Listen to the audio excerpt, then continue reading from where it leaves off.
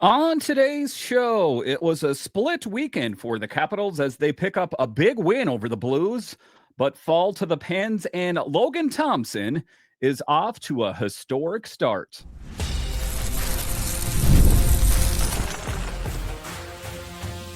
Your Locked On Capitals, your daily podcast on the Washington Capitals, part of the Locked On Podcast Network, your team every day.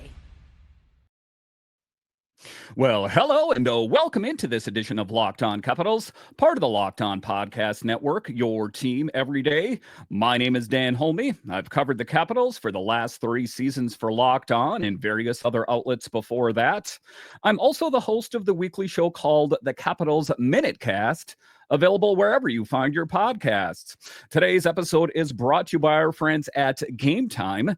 Download the Game Time app, create an account, and use code LOCKEDONNHL for $20 off your first purchase. So in this edition of Locked On Capitals, we talk about how this year's team is rolling as they pick up a huge win over the Blues after losing it to the Penguins. But all things considered, you're going to have one-offs every now and then. The Capitals are playing very, very well. What's behind their success? I'll talk about that. A little bit later, I'll talk about Logan Thompson's historic great start for this season. And ultimately, is he making a case that he is deserving of a long-term contract? We'll talk about that. But just to get it going here, talking about that split weekend for the Capitals as they lose to the Penguins. They pick up a big win against the Blues. I guess how they always say, do you want the good news first or the bad news? I'm going to start with the good news, and that is the Capitals picking up a big win over the Blues. A decisive victory, suffices to say. And wow, last night, the Capitals, they put on a show against the Blues. There's no other way about it, showcasing a performance that met expectations by head coach Spencer Carberry, which he spoke about before the game, as I think that there was some damage control after falling to their bitter rival, the Pittsburgh Penguins. And they answered that by picking up a big win before the game. Carberry talked about the need to reclaim the winning identity. And boy, did they respond. The Capitals dominated with a big-time 8-1 victory, a statement win over a Blues team with Binnington in net. And I think that, if there was a message to be sent, the players definitely got it as they picked up a huge win. And it was a lot of players. It wasn't one player, but there are a couple players on the team that really popped off the page a little bit more than others. And let's talk about standout performances. Let's dive into some of those big performances. Ovechkin was, as always, a force to be reckoned with, scoring 2 goals off to such a great start. And, to start the season, there was a lot of questions about how many goals is Alex Ovechkin going to score this season? I had projected 35. As it appears, if he continues on this pace, he will far exceed that. And it's incredible to see him leading the charge after what felt like a slow start to the game.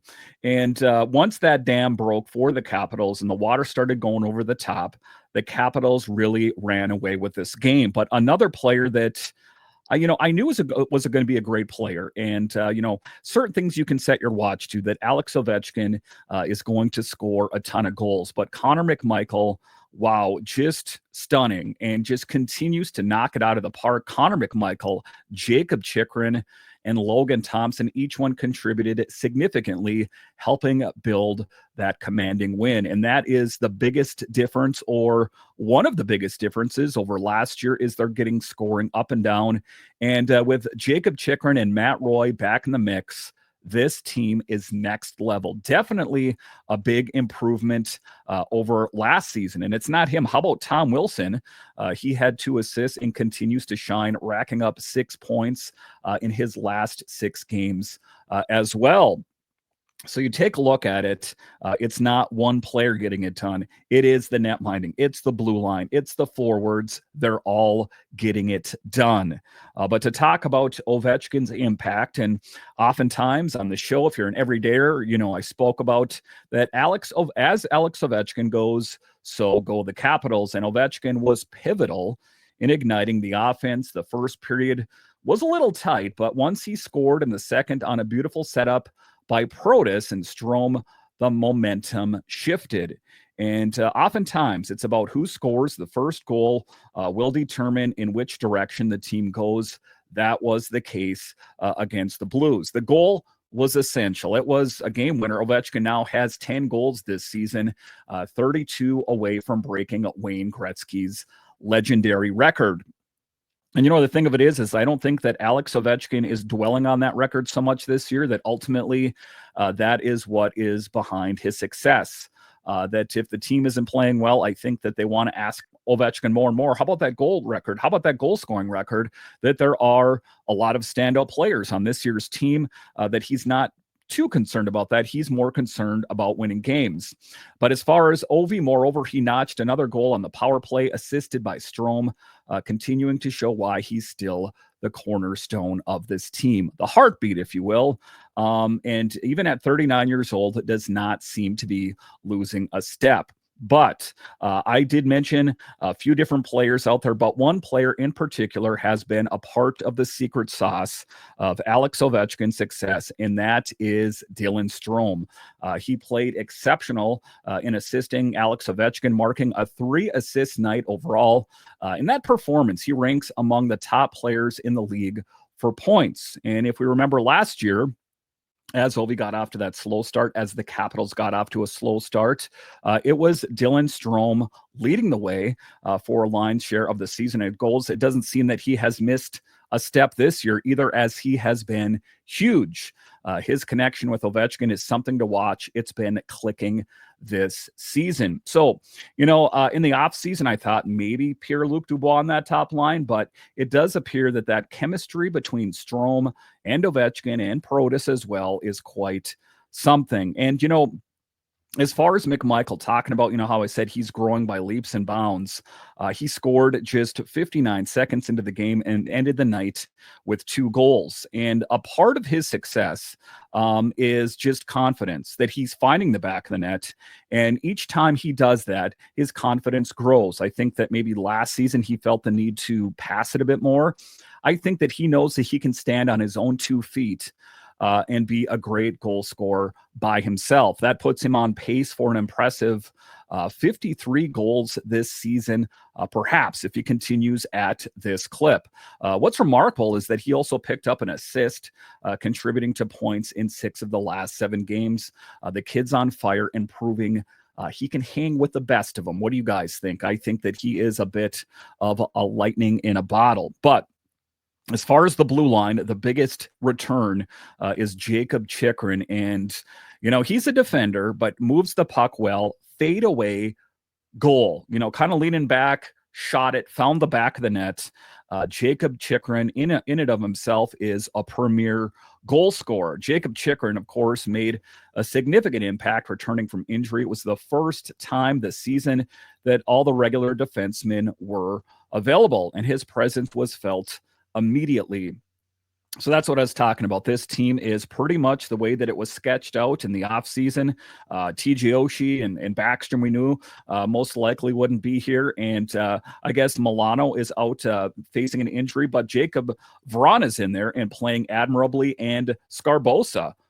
In all of this, I don't want that to get mixed, lost in this either, as he was generating opportunities and involved in a lot of the scoring plays that were going on out there. I think that I want to see more from Scarbosa, not to diminish what LaPierre brings, but it's not about, it's not about show business. It's not about show happy. It's about show business, and the business of Capitals winning games. At least for now, I think that the Capitals are better with Scarbosa in the mix. But as far as Chychrun, not only scored a goal and assisted on another, but logged substantial ice time, maintaining strong defensive play alongside John Carlson on that top pairing. He finished with a fantastic +7 rating. So quite this team. Again, there's not a lot of negative to talk about. In the next segment, I'll talk about how they played against the Penguins. Not as good, but if you ever want a rebound or a bounce back, that was definitely the case. And Logan Thompson, I'll talk about him a little bit more in detail in the final segment, but he delivered a phenomenal performance between the pipes, stopping 24 of 25 and achieving a save percentage of .948 over his last 3 games. And, it was just a couple pods ago, I was talking about who's the front runner to get the extension. Again, it's still early, but you got to think that Logan Thompson is going to be the front runner if he continues to stay healthy and continues to play red hot. I think that's the case. Thompson, an historic night, set a franchise record for the longest winning streak to start the season, made some incredible saves, including a diving stop against Pavel Buchnevich. So quite an evening for Thompson. And, I agree with Carberry's thoughts on wanting to alternate back and forth. They stay fresh, but at some point, you got to think he's going to continue to keep riding the hot hand. So in conclusion, all in all, what a game. This game was highlighted what the Capitals can achieve when they return to their winning style, about brushing off any losses and concentrating on the next game. And at the end of the day, we're excited to see how this momentum carries into the next games. Of course, we know that they have the Maple Leafs on deck, and last I checked, they were in second place. They've had some issues as well. I saw Max Pacioretty needed to be assisted off the ice. But all things considered, second place, not too bad for that team. I know they always seem to find a way to lose it in the playoffs. But with that said, it will be a tall task for the Caps. Make no mistake about it. All right, so coming up after the break, we'll talk about the loss to the Penguins. What went wrong in that game after the Capitals were just humming along, knocking off a bunch of wins? What went wrong with the Pens? I'll discuss straight ahead.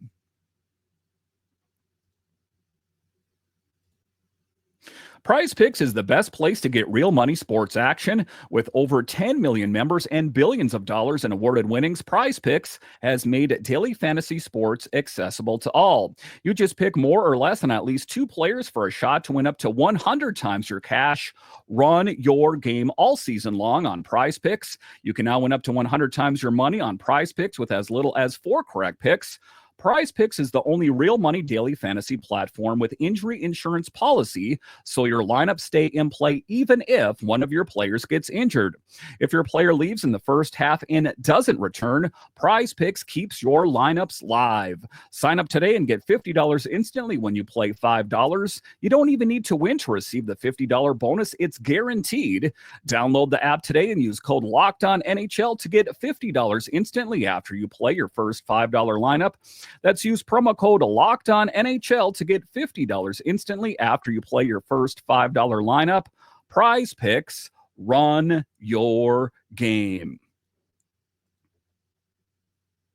Game Time has a new feature called Game Time Picks that makes getting tickets to see your favorite live teams even easier. Game Time Picks filters out the fluff to show you only incredible deals on great seats, so you don't have to waste time searching through thousands of tickets. And that is the frustrating part. Say you want to go to the Capitals game and you don't have a lot of time to find tickets. Well, Game Time takes the confusion out of buying tickets, and oftentimes you can see what the view of the ice will be like from where you're sitting. So take the guesswork out of buying tickets with Game Time. Download the Game Time app, create an account, and use code LOCKEDONNHL for $20 off your first purchase. Terms apply. Again, create an account and redeem code LOCKEDON NHL for $20 off. Download Game Time today. What time is it? Game time. All right, welcome back into this edition of Locked On Capitals, part of the Locked On Podcast Network, your team. Every day you can find me over on Twitter. It's at DanCaps218. You can find the show on Twitter. It's at Locked On Caps. So in this next segment, we'll talk about the bad over the weekend as the Capitals fall to their bitter rival Pittsburgh Penguins. A rough game, all things considered, and I think that at the end of the day, the Capitals did not take their opponent seriously. So Friday, the Friday matchup against the Penguins, where the Capitals faced some tough challenges and ultimately took a 4-2 loss. Now, what was behind their poor play? I'm going to go ahead and say inconsistency. Now, while we saw some flashes of offensive brilliance, I guess you could say, in the second period, let's be real.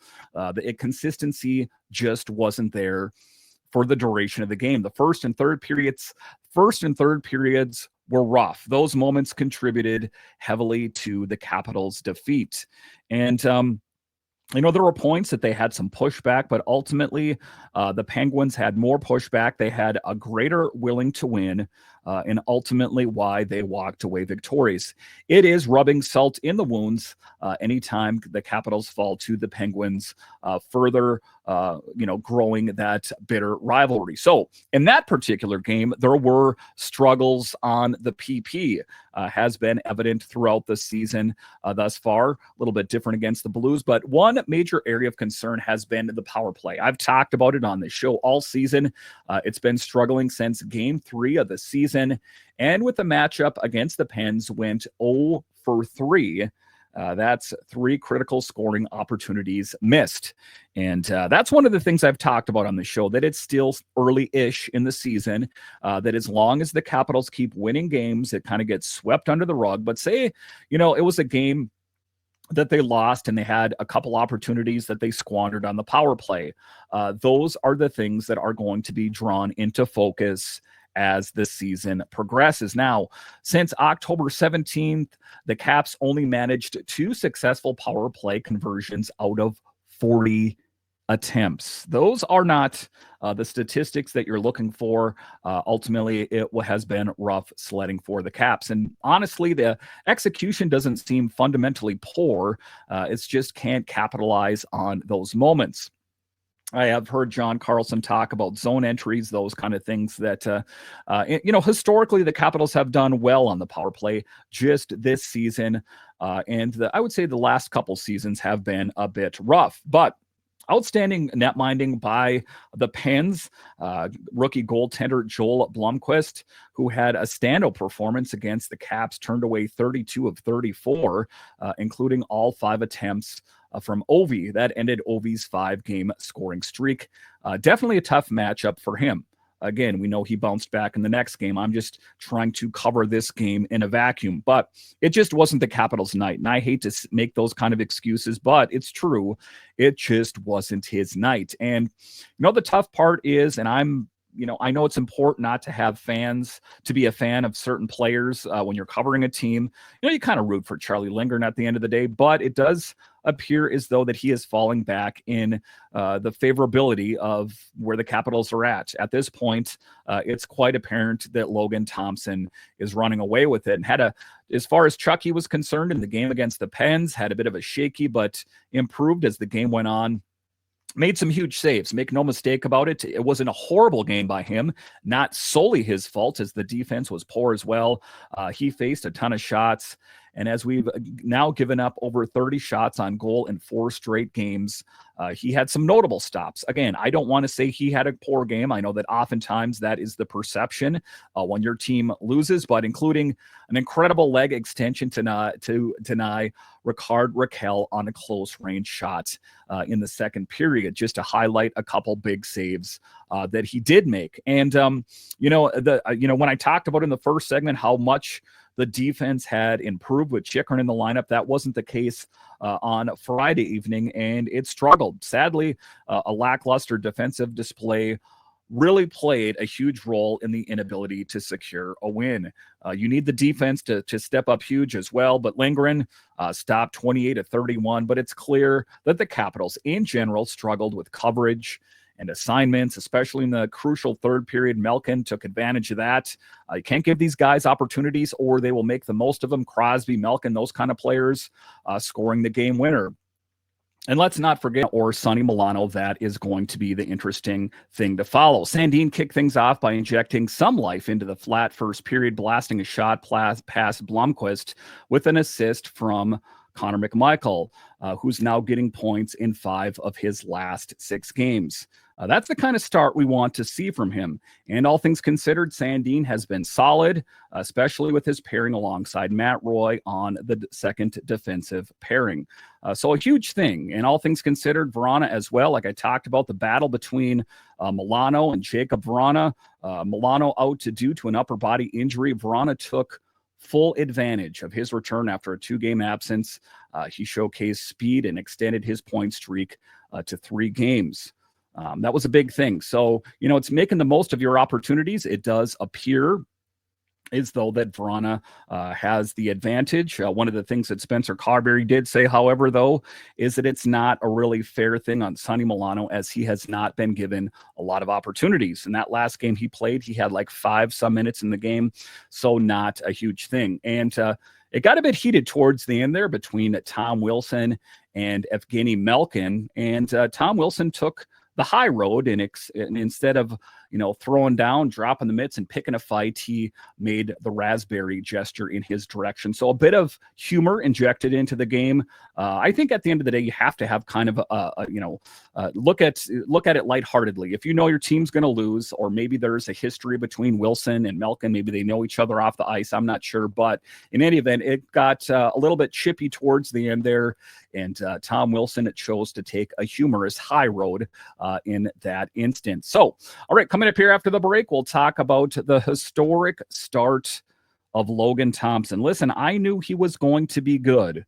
I didn't know he was going to be as good as he's been. Let's discuss next.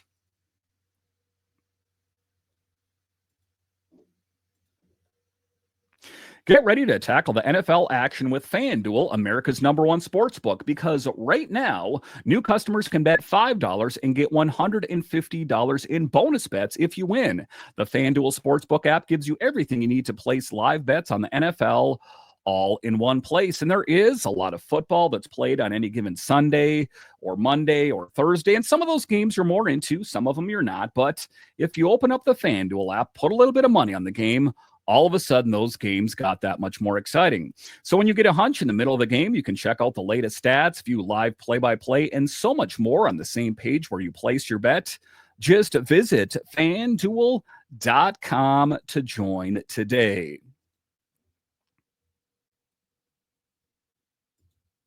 All right, welcome back into this edition of Locked On Capitals, part of the Locked On Podcast Network. It is your team every day. So Logan Thompson has been playing lights out. Historic start with his time with the Capitals. Again, we knew he was going to be good. We didn't necessarily know that he was going to be as good as he has been. But can you believe this start? I mean, defying what I had thought. Thompson's inaugural year with the Caps has already been one for the record books. Not just a good one, but a historic start. He's kicked off the season with a 7-0-0 start, setting a franchise record for the longest winning streak by a goalie at the beginning of their tenure. It's going to be interesting to see how long can he keep it going. It is definitely a fun storyline to follow. So who was the last netminder for the Capitals to get off to such a great start? That was Thomas Vokoun. If you want to rewind time, that was around the Neuwirth, early Braden Holtby era, who won 6 straight in the 2011-2012 season. That was an interesting time as a Capitals fan, I remember as well. I thought it was going to be Neuwirth. I thought it was going to be Holtby. And then all of a sudden, the Capitals signed Vokoun, kind of came out of left field, but was huge for the Caps in his time here. But talking about Thompson in particular, while it's important to acknowledge that Thompson's performance hasn't been flawless, the perfect outcomes are what we really need. Picking up wins. Listen, goals are going to be allowed here and there. They can't be shutouts every game. He's currently boasting a .910 save percentage and a 2.55 goals against. Pretty darn good, and that is ultimately why he is one of the front runners to play for Team Canada, which I'll talk about a bit later. That 8-1 victory over the Blues, a major milestone for him. It was his first game this season where he held the opposing team to fewer than 2 goals. So definitely helped his statistics. Didn't necessarily help Binnington's statistics, actually hurt them quite a bit. So all things considered, he is playing very, very well. But you take a look at Logan Thompson, he might not be considered a top goalie in the NHL yet, but his contributions in keeping the opposing teams from outscoring us is undeniable and beneficial for the Caps' success. Keeping the team in it, being that backstop, I think that the Capitals play more confident with knowing that he's in net, knowing that he's going to stop a majority of the shots that are faced, is huge, and ultimately why he is getting national attention from Team Canada opportunities. And speaking of that big success, with that strong start, he has gotten the attention of Team Canada as they gear up for the Four Nations face-off. So if he continues to play well for the Caps, if he continues to play well on the big stage, the international stage, he is the front runner to be the guy that gets the extension. The one thing I know for sure is that he's not going to be cheap. Those rosters are due in early December. The conversation around Canada's goaltending situation is heating up, and some tough decisions for them to make. And Thompson has really, I think, emerged as a potential dark horse candidate. Maybe not someone that in the beginning of the season they had circled, but is definitely putting on the Canada's radar. So that's the big thing. And, historically, if you are, a bit of a newer Caps fan, let's not forget how the Capitals acquired him in the first place. He was acquired during the 2024 NHL draft from the Vegas Golden Knights, where he previously made waves at the 2023 NHL All-Star Game. So the Capitals acquired him around the time of the 2024 NHL draft and has been lights out. But taking a look at him historically, stunning. 63 career wins in just 110 games played. He is already proving that he is an elite netminder. And I think that, to a certain extent, why he's maybe not revered as one of the best yet is it's still a small sample size. It's still early-ish in the season that I think that if he has an outstanding season, as we look at Charlie Lindgren last season, and his great season through the duration of the season, I think that is why he is revered as one of the better netminders in the league. But, if you take a look at Logan Thompson, and if he continues to have success, then I think that he's going to be put on everyone's radar in the NHL. So when you think of, Shesterkin, if you think of, the other great netminders, Vasilevsky in the league, that at some point this season, if he continues to be that rock solid netminder, that all of a sudden you're going to hear Logan Thompson's name as one of the best. All right. Once again, I want to thank you for joining me on this edition of Locked On Capitals and making it your first listen of the day. For your second listen, find Locked On Fantasy Hockey.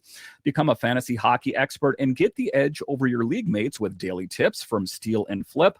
Find Locked On Fantasy Hockey on YouTube or wherever you listen to podcasts. All right, once again, I want to thank you for joining me on this edition of Locked On Capitals, your only daily year-round video and audio podcast. And I want to thank all of you that listen on the audio side and watch this on YouTube. You are ultimately what makes this show successful. All right, once again, I want to thank you for joining me on this edition of Locked On Capitals, part of the Locked On Podcast Network. It is your team every day. My name is Dan Holme, and I'll talk to you again next time.